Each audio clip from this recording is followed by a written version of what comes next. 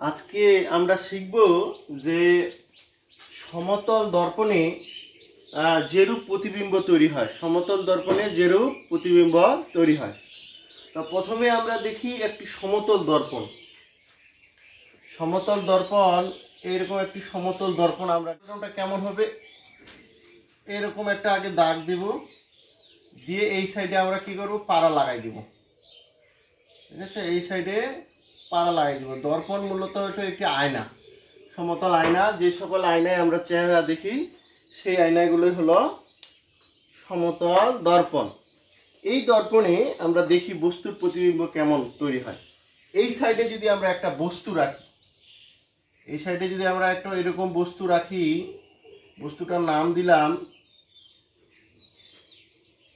X Y, বস্তুটার নাম দিলাম এক্স ওয়াই, মানে এই লম্বা বস্তু একটা, এই লম্বা এরকম একটা বস্তুটা, এই বস্তুর প্রতিবিম্ব তৈরি করতে হলে আমরা কি করব, এক্স বিন্দু থেকে একটি রশ্মি অঙ্কন করব এবং ওয়াই বিন্দু থেকে আরেকটি রশ্মি অঙ্কন করব। তো মনে করি এক্স বিন্দু থেকে একটি রশ্মি দর্পণে তির্যকভাবে আপাতিত হলো। এক্স বিন্দু থেকে একটি রশ্মি কি করলো, দর্পণে তির্যকভাবে আপাতিত হলো। এই তির্যকভাবে গেল, তির্যকভাবে পড়লে আমরা জানি যে আপাতিত রশ্মি যেই কোণে আসবে, ঠিক আছে, অর্থাৎ অভিলম্বের সাথে যে কোণে আসবে, যেটা আমরা প্রতিফলনের সূত্র পড়েছিলাম, সেই কোণেই সে প্রতিফলিত হলো, সেই কোণেই প্রতিফলিত হলো রশ্মিটা, প্রতিফলিত হলো, প্রতিফলনের নিয়ম অনুযায়ী সে প্রতিফলিত হলো। ঠিক এইখানে একটা চোখ এই এক্স বিন্দুর রশ্মিটাকে আয়নায় প্রতিফলিত হওয়ার পরে সে দেখতে পাবে।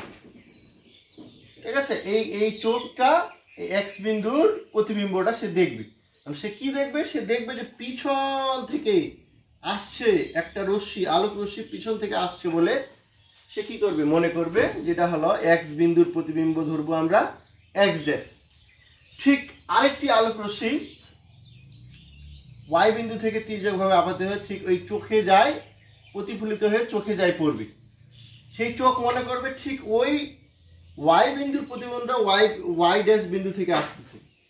তার মানে বোঝা গেল যে এক্স ওয়াই এর বস্তুটার প্রতিবিম্বটা দর্পণের পিছন থেকে আসছে বলে এই চোখটি কি করবে, মনে করবে। আসলে কিন্তু দর্পণের পিছনে কিছু নাই, আসলে দর্পণের পিছনে কি নাই, কিছু নাই। কিন্তু এইখান থেকে একটা দাঁড়িয়ে থাকা লোক, তার চোখ, সে দেখবে যে এই যে এক্স ওয়াই এর বস্তুটা আয়নার পিছনে মনে হয় আছে, আসলে আয়নার পিছনে কিছু নাই। এইরকম যদি প্রতিবিম্ব তৈরি হয় তাহলে সেই বস্তুটা আমরা দেখতে পাচ্ছি সেটা হবে অবাস্তব প্রতিবিম্ব। কোন প্রতিবিম্ব হবে, এটা অবাস্তব প্রতিবিম্ব হবে, যেটা পিছনে আসলে কিছু নাই কিন্তু আয়নার ভিতরে আমরা দেখব, সেই জিনিসটা হচ্ছে অবাস্তব প্রতিবিম্ব, যেটা আমরা পর্দায় ফেলতে পারলাম না, এটা অবাস্তব প্রতিবিম্ব।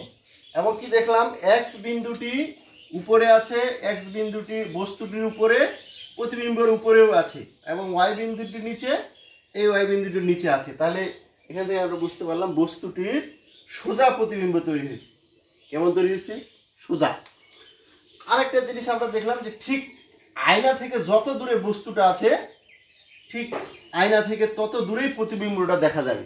সমতল আয়নার ক্ষেত্রে বস্তুটা ঠিক যত দূরে থাকবে, প্রতিবিম্বটা ঠিক তত দূরেই দেখা যাবে। এবং বস্তুটা যত বড় দৈর্ঘ্যের, লম্বা চওড়া যত বড়, ঠিক ততটাই বস্তুটা দেখা যাবে।